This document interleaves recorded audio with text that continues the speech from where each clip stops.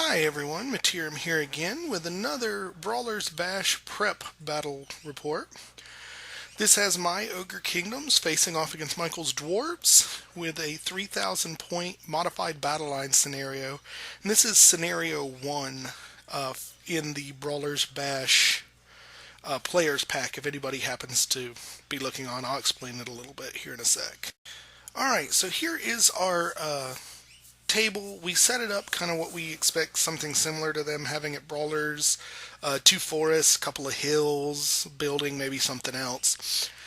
But in this particular game, it's a battle line scenario, except you'll notice the chimera in the middle of the table. That is a mountain chimera. It is unbreakable, will not move, but will attack back if you attack it.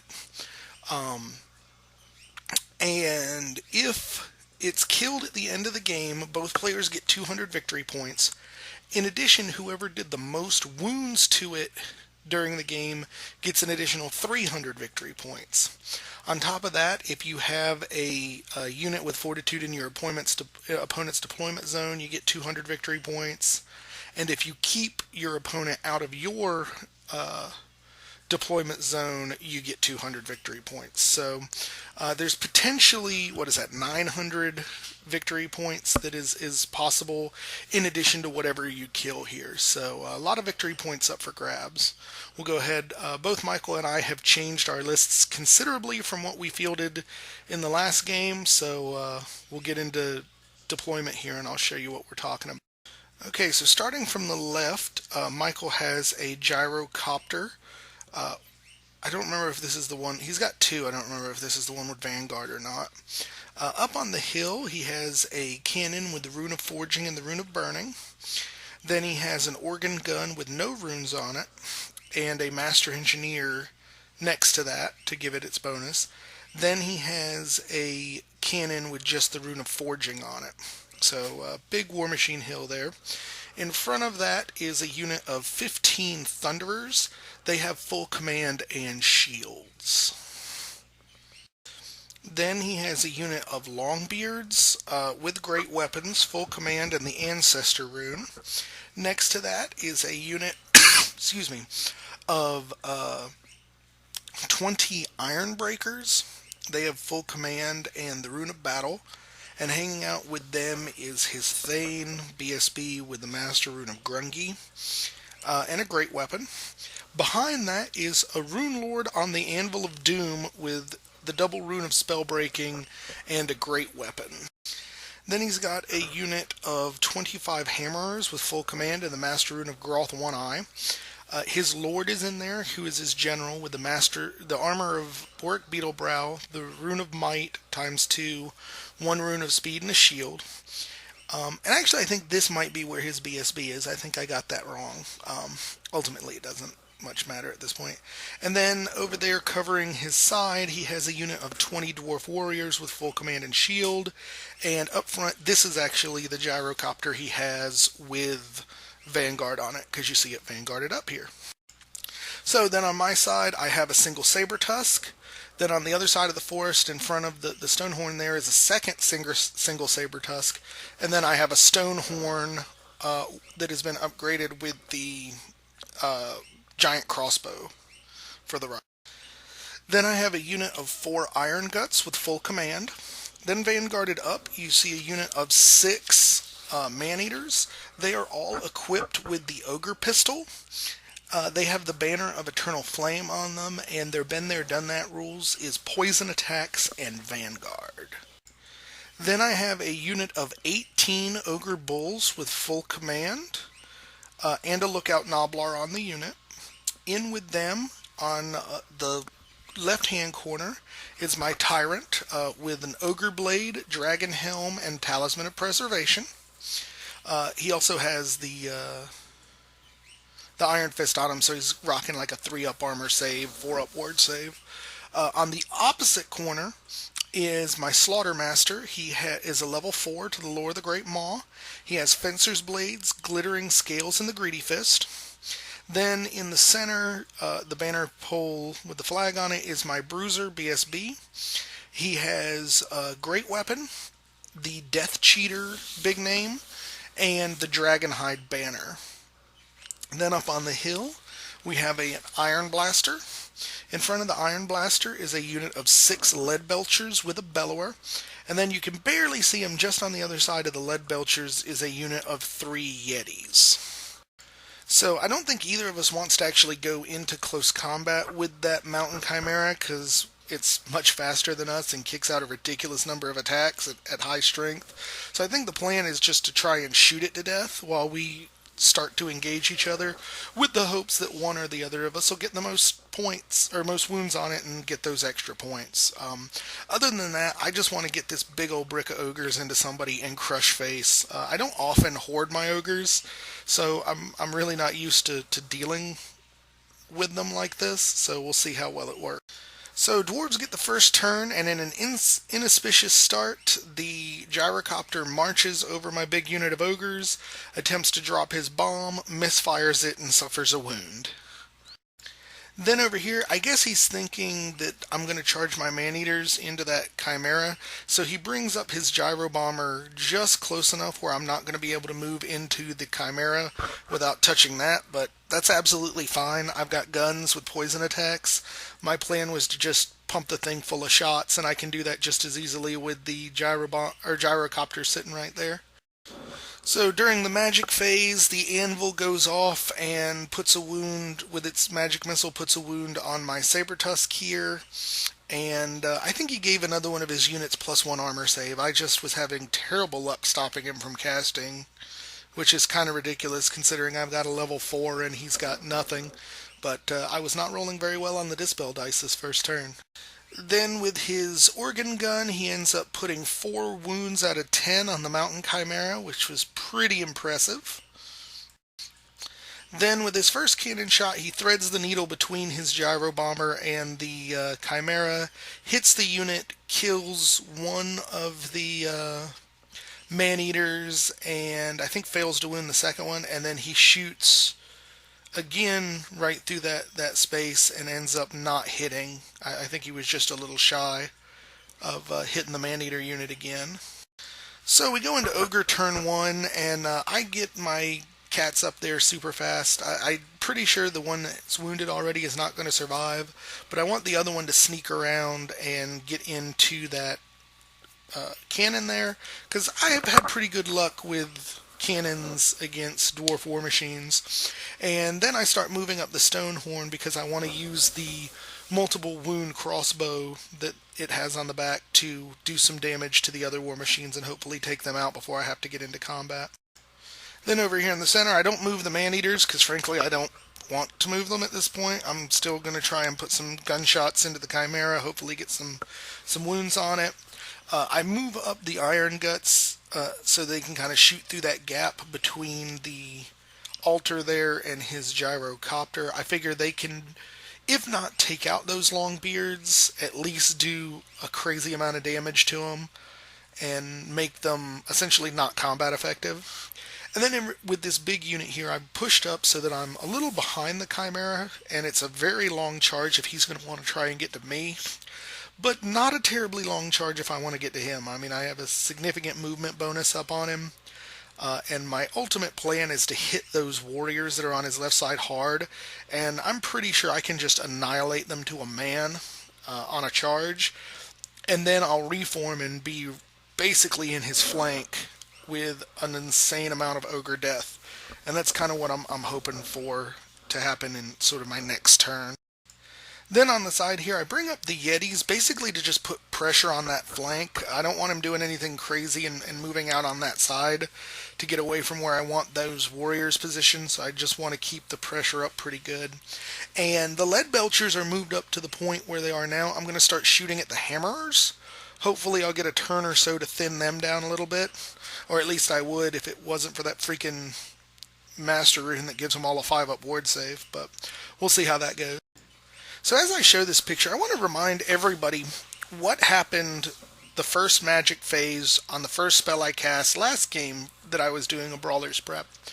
I miscast Toothcracker. Or no, I miscast Troll Guts in that one, and sucked my level 4 Slaughtermaster into the void.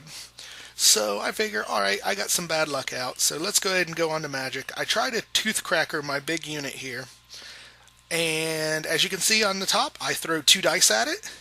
Those 2 dice turn into double sixes. I roll my miscast 10 result and lose a spell level, and Toothcracker disappears. So I got it off once, but now I'm a level 3 mage, and I had I think I had 10 or 11 power dice. Threw 2 at it. This is my only mage, so as soon as he loses that level, there goes my magic for the first turn, and so disappointed in the Slaughtermaster right now. I hardly have words for it. I'm really hoping this isn't going to be a habit where I miscast once at the start of every one of these games, because that could get frustrating beyond belief. So we go into shooting, and the Lead Belchers do a decent amount of hits to the Hammerer unit, but they've got that this was the unit that he had given the +1 armor save to. So he's got like a 6 up, 5 up from the banner and the armor save, and he ends up saving a lot. So I only kill 3 of the hammerers with my Lead Belchers, and that was kind of disappointing. So I have no idea why this picture is here, but it does remind me that his Thunderers did peg 2 wounds on my Iron Guts last turn, but I have no idea why it's out of order and in the place it's in. So, sorry about that. So we go into Dwarf turn 2, and you actually can see by the other colored die next to the Chimera, my Man-Eaters did inflict 1 poison wound on the Chimera last turn. But he's getting kind of aggressive. He's coming up pretty hard, which is good for me because, I mean, he's making these charges kind of ridiculously easy. I know he's got to get in to do some damage. I don't think he's expecting me to come against the Warriors and sweep around his side like that. So he's thinking that the Chimera is in a position to protect him from my big Ogre horde coming in. Actually, you know what? It just occurred to me. I know what that first picture was. He flew over with his gyrocopter and bombed me and did 2 wounds on that. That's where that's from. So, sorry, that's why the gyrocopter's not there anymore. I didn't actually kill it. But at least I don't think I did. Yeah, so this is pretty much what I'm looking at here. In case you're wondering what happened to my Iron Blaster last turn, I think I hit his gyrocopter that was behind my lines and inflicted 1 or 2 wounds to it. It was really stupid. I'm really terrible at anything with gunpowder in it other than the Lead Belchers, which is pretty sad. I'm actually even considering not bringing a cannon to Brawlers because I'm so bad with them. So we go into shooting. His Thunderers vaporize the first cat there, which, no big surprise, that was going to happen. Then he ends up getting a cannon shot off on my Stonehorn, but luckily only inflicts a single wound on it, which I was absolutely thrilled with. I was really kind of afraid he was going to let loose with the organ gun, which, in all honesty, he probably should have. But he chose to let loose with his organ gun at the Chimera, did not accomplishing anything, and so that lets us go into turn 2 for the Ogres. And as you can see, my big Ogre brick ends up slamming into his Warriors there, pretty much like I wanted to.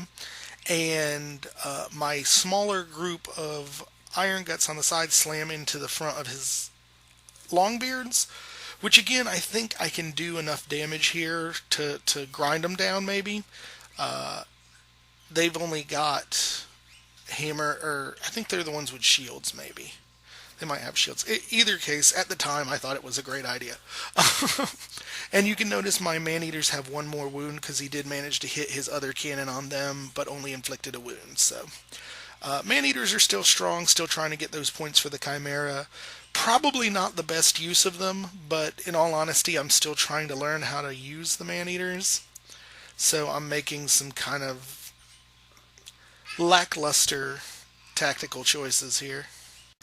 Then over here, I move the Lead Belchers up a little more so they can get some shooting. I'm figuring maybe I can try and do the Chimera, maybe the Hammerers. I'm not entirely sure. Then over here with the Yetis, I turn them to face the side of my big Ogre horde. And I think this was probably telegraphing my intentions a little too much. Because my hope was is once I hit them, I'll spin, and then the Yetis will be able to come sneak around. But ultimately, I don't know that it matters. It's just something I'm noticing that I'm doing now, so that maybe I won't telegraph my moves quite so well when I'm actually playing Brawlers. And you can see here the Iron Blaster is starting to come down the hill and chase after that Gyrocopter, so I can go ahead and kill it and get the points. So during Magic, I managed to get the strength buff off on my big Ogre horde, and that was it. So we go into shooting, and the Iron Blaster does manage to get another Grape Shot off on the Gyrocopter, and I blow it to Kingdom Come. I did something like 7 or 8 wounds to it. So pretty much as predicted, the Ogre horde just annihilates that warrior unit to a man, and I end up reforming and facing the flank of the Hammer unit. Now, unfortunately, when I did the reform and kind of pivoted them where they are at, you'll notice here that I do not actually escape from the line of sight of the Hammer unit. So this kind of brings my opponent into an interesting dilemma. Does he charge in knowing that at the angle he's at, he's only going to get a few of his hammers in against my ogres, or does he reform to basically take the charge next turn? I know personally I would not want to be on the receiving end of an ogre charge, but I don't know if he can win basically just going against my general there, so we'll have to see what choice he makes. And then over here, the Iron Guts just demolish 2 ranks of the Dwarves. In return, 2 of the Iron Guts are dead, and the champion has taken a wound. So we go into Dwarf turn 3, and the Hammers decide that they do not want to be on the receiving end of Ogre power, so they come and bring it in. And when we max it up, he actually gets in more Dwarves than I thought he was going to. I think the only thing he's missing out on them is that one rank or one file closest to us. So he's only losing out on 3 attacks, which isn't too bad. But he's still got to basically put him against my characters, because obviously I'm going to make way with Chog. And it's a gamble, but I think I can do more damage with my characters than I can take from the Hammers, and that's kind of the hope here. His only other real big move is he moves his Gyrocopter, like marches him back over here. I think he's going to try and do some redirecting or something. I'm not entirely sure of his intent here. All I know is that puts it back within reach of my range stuff, and I'm pretty happy with that. So during Magic, he manages to get the +1 armor save off on his hammers, which is not good for me. And then between his shooting, I don't remember which one, I think it might have been the cannon or maybe both cannons, but he ends up taking out the points for my Stonehorn, which makes me decidedly unhappy. You'll also notice that it doesn't look like my cat moved much. It's because I failed to charge into the cannon on this turn. And then his other cannon ends up coming in here and killing another one of my man-eaters, putting a wound on another one, and then his organ gun. Yeah, I think it's the organ gun that hit the Chimera now. So the Chimera is up to 9 wounds. It's only got 1 wound left, and he's easily gotten the bonus 300 points for extra wounds on it. So he's definitely scoring more points than me on the extras at this point. So we go into combat, and over here my Iron Guts do a bit more damage, but they end up getting a whooping in return. He wins, so he reforms, so he'll have all his attacks on me next turn. And I'm pretty happy with how I've weakened this unit, but I really would have liked to do a couple more wounds. So over here, he throws... I think he threw his champion in a challenge. I ended up having my champion accept, so things got kind of moved over a little bit. But he ended up doing 1 wound to my champion. I killed his, and then Tok'ran my Tyrant just went absolutely apeshit on the hammers, killed a bunch of them. The Hammerers are stubborn, so they're not going anywhere, but we did win the fight, so it enables me to reform, as you see here. Definitely pretty good. Even my impact hits did a lot. So at this point, I don't think there are enough bodies in that Hammerer unit anymore to really make me worried. It's just going to be how long is it going to take me to grind them down. So we go into Ogre turn, and you can see at the very tip top of this picture, I do succeed my charge with the Saber Tusk into the cannon. But that's all I've got to move. Nothing else is really there. So we go into shooting. I don't think I get anything off magically this turn. Go into shooting, and I grape shot his gyro bomber and end up only doing 2 wounds again. Or maybe I normal shotted it with the cannon, but either way I only did 2 wounds, which sucks. And here is just a better shot of my cat completing the charge against his cannon. Or no, this is actually after the combat. Yeah, my cat killed 2 of the cannoneers, and the one left did not do any damage to him. So he's stubborn, so he's stuck, but I'm going to win that fight. It's just a matter of time at this point. So over here I think I kill 2 more 2 more Longbeards before they put my Iron Gut out of his misery. And now he has a flag in this unit, so he's hoping to just sneak by and get over into my deployment zone so he can get those extra points there. And I did forget to mention this earlier as well. My Man-Eaters took a gamble charging the Chimera, but I did manage to kill it on impact hits, which let me overrun into this fight. So this is where I'm sitting right now in the flank, because he had turned his warriors to face my big horde. So my Man-Eaters are in their flank. I didn't get to fight the combat this turn. I'll get to fight that next turn, but that's about as good as I could have possibly hoped against these, what are they? The Iron Breakers, sorry. Because, I mean, he doesn't have an Oathstone there, so he's not getting... excuse me. He's not getting his parry attacks to that flank. So I'm hoping I can come in and do some damage, though he's got a really good armor save that I'm not really eliminating entirely.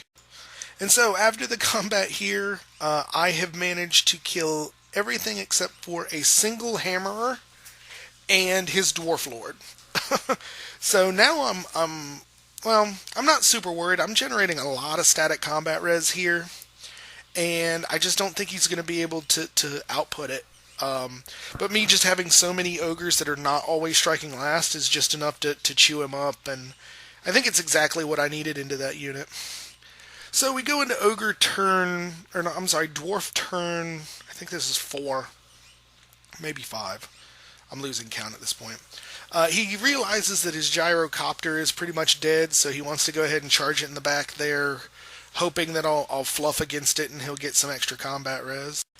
And here he fails to swift reform, so he normal reforms his Thunderers to look at the side of my cat so that if I kill his cannon, he can either shoot me or charge into me and prevent me from getting into his organ gun and master engineer.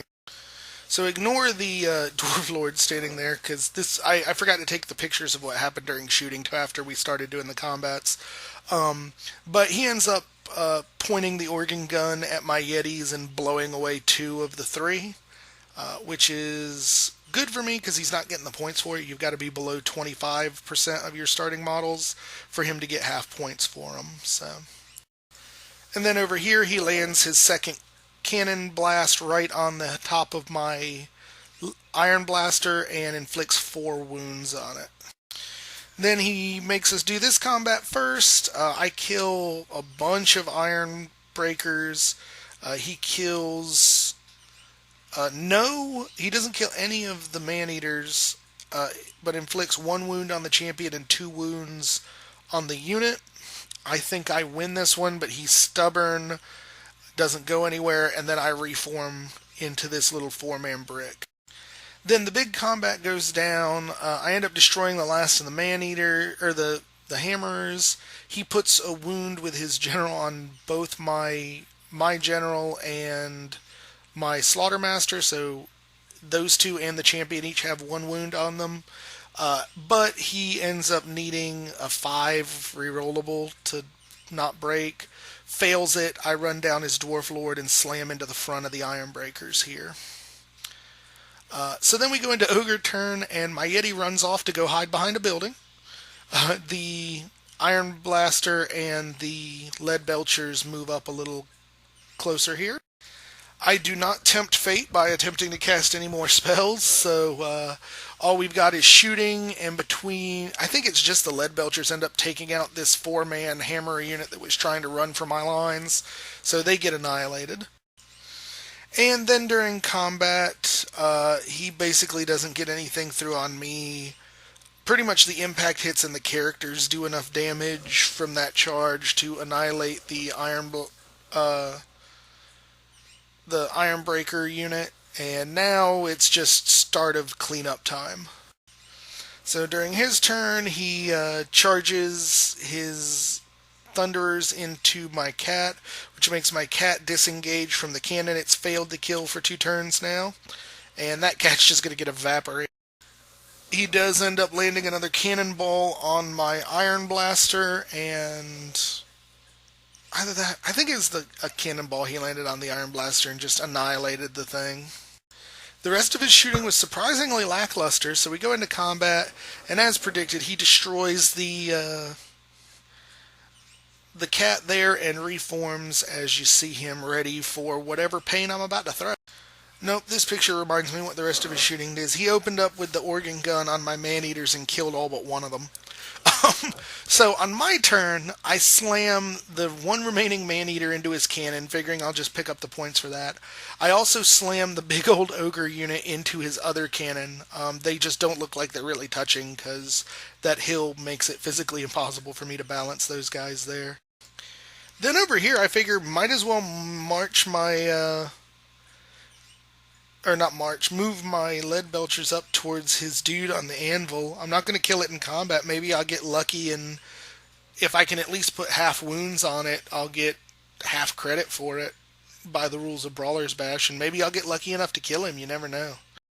I do end up putting 2 wounds on the Rune Lord on the anvil, by the way. But we go into combat, and I end up just absolutely destroying that one cannon and overrun to here, which I figure, you know what, that's totally awesome. I'm good and safe, and I'll be able to not get shot to death.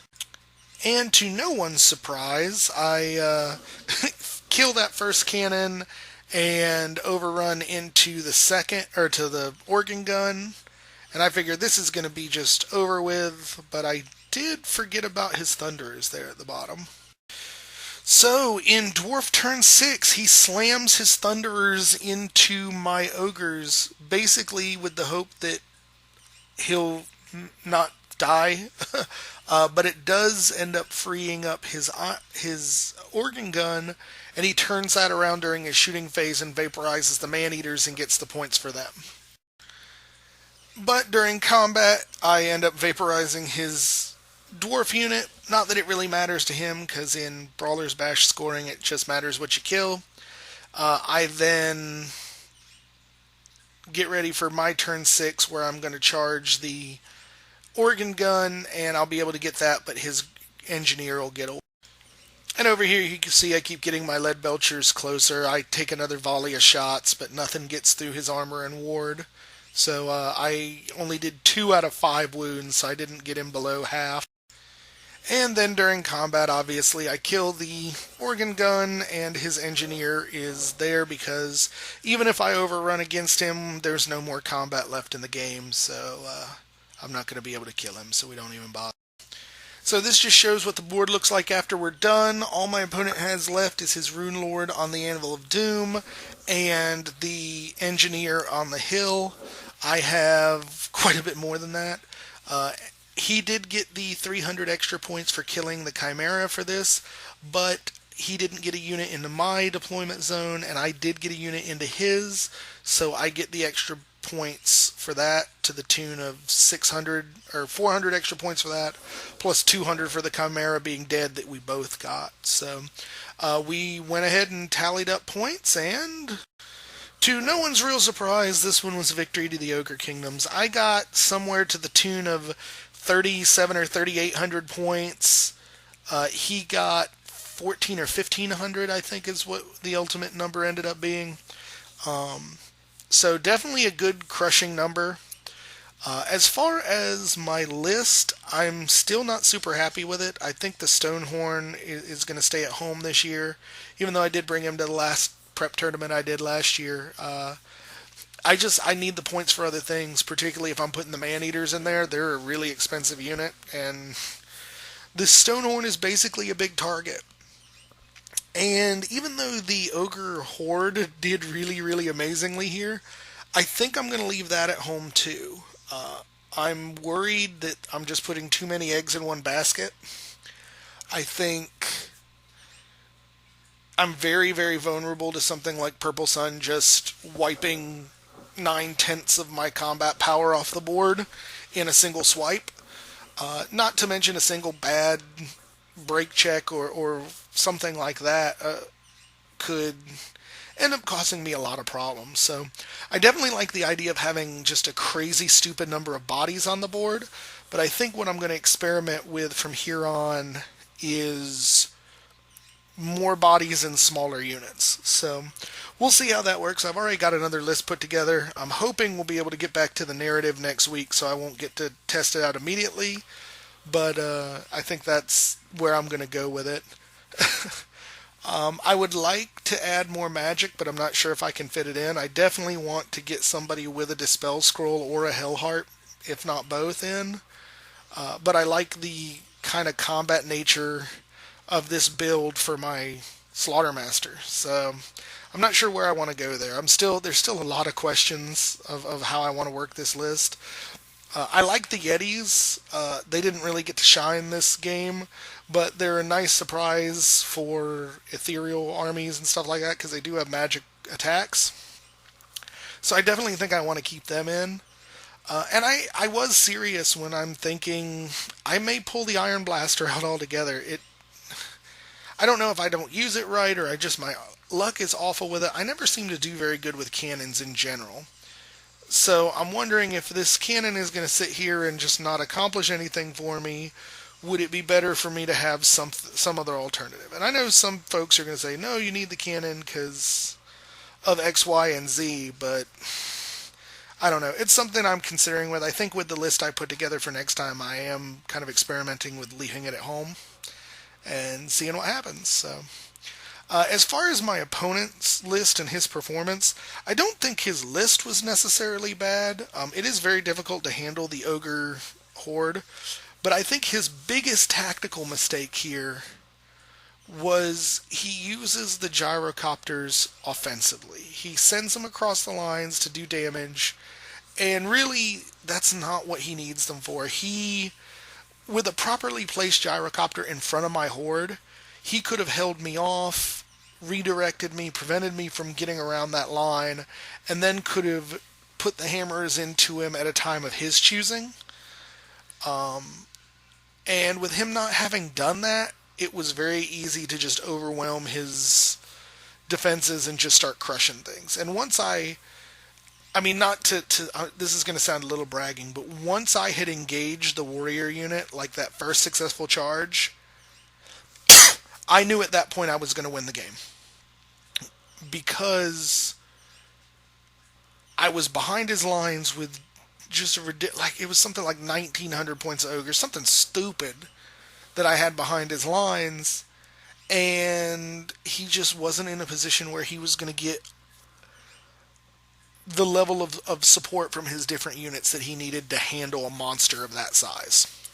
So I think if he had kept the gyrocopters in reserve, and when he saw what I was doing, had flown them up to a redirect or even a double fleet, like if he'd kept them both there and parked them right in front of my ogres and did some double fleet shenanigans, I think he could have done a much better job using the organ gun to just blow me to Kingdom Come, throw some cannonballs through that unit, just pare it down a little bit. But he basically let me do what I want because he didn't have any chaff, and when you do that to an ogre army, you're gonna get face stomped, and there's really just, even if I was doing something like my normal list, with just the big bricks of Iron Guts, I think he would have had the same problem because he just didn't. He wasn't controlling when I was going to put him in. But anyway, that's just my thoughts on what we're doing. I think we're both looking at changing our lists considerably for the next game. And hopefully we'll get Skip in with his Tomb Kings to do some practicing with us, and so everybody will be ready for Brawlers. So, hope you guys enjoyed this video. If you have any questions, comments, concerns, what have you, leave them below. If you have any thoughts on the Iron Blaster thing and whether I should keep it or leave it at home, definitely include that as well. If this is your first time checking out one of my videos, please subscribe. We love seeing new faces and getting new folks to see what we do here. So thank you guys for watching, and we will catch you next time. Bye-bye now.